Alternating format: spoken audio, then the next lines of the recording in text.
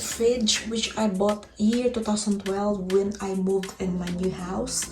I bought this house year 2012 and now it's year 2022, so I will have a brand new fridge because this is not working. It's not getting colder.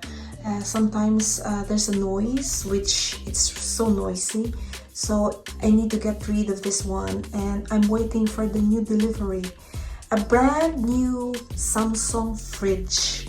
So I'm waiting for that now, and maybe in a few minutes.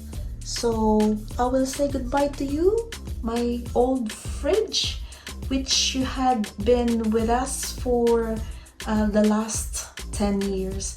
I actually moved in this house June 2012. So now it's August 2022. So it's more than 10 years. Actually, it's have done a good job and helped me in my food and everything like that when I stored everything, the food in my fridge. So now I'm getting rid of this now, and we'll have a brand new fridge.